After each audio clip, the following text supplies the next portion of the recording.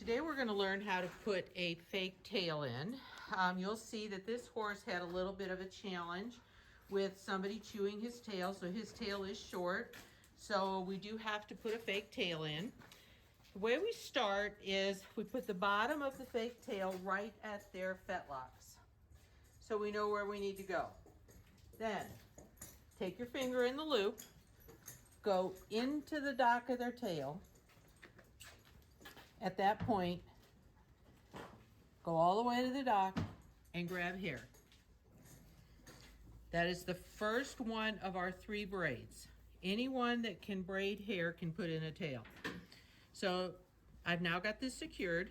I'm going to take hair from either one of the 2 sides and turn it into my 3 braids. So, okay, key to this is that your tail is brushed out and clean, and the fake tail itself has been very much so brushed, conditioned, and you put some type of conditioner on it so it's really silky. Now I'm kind of wenching this. These braids are tight, they're not loose. I am going to braid down to where the end of this electrician's tape starts. Then I'm going to take some of the hair from the tail and in the fake tail and include it into my braid here, because right now the entire weight of that tail is hanging off of this piece right here. So if I come down here and I include some of the fake tail with my braid, I have now distributed the braid and absorbed some of that weight into a secondary place on the tail. So the tail stands much less of a chance of getting pulled out. So now that I've added a little bit of hair to 2 of those braids, I winch down hard, and regardless of if I have washed this tail, I still have a few little knots.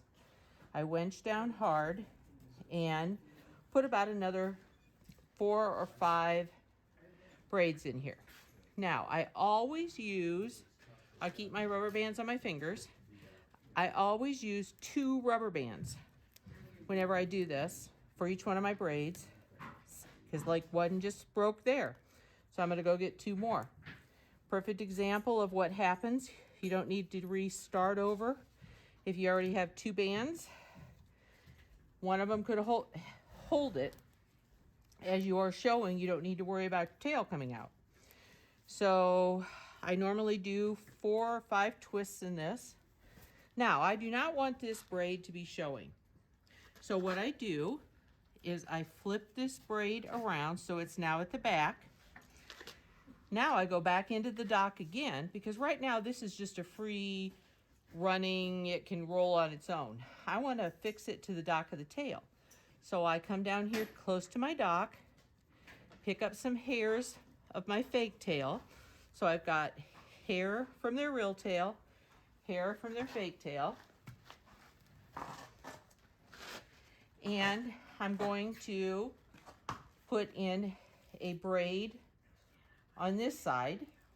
And then I'm going to copy the same thing and put a braid on the other side. Key is that you keep these braids tight.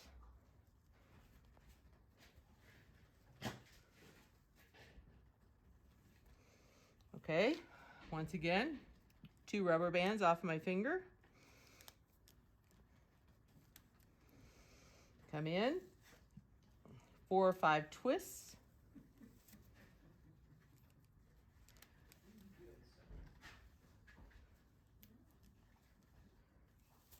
So now it's back underneath a little better. So look at how much I've got this covered up. So now I'm going to go around and I'm going to make sure that initial braid is in the back. Grab some hair off their dock.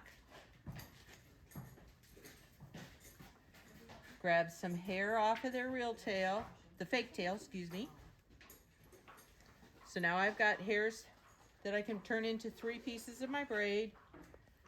And I'm gonna braid this down, pulling tight so that it is held against the dock of the tail. So now, not only have I taken the pressure of all of the weight of that tail off of that very first braid, but I've affixed it to the dock of the tail with these outside braids so that when they move their tail, it moves as their tail would move naturally.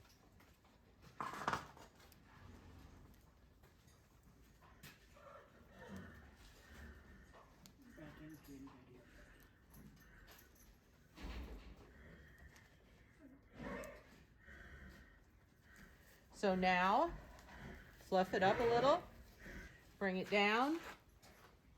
You would never know that he doesn't have, that isn't his whole real tail. Tail 101.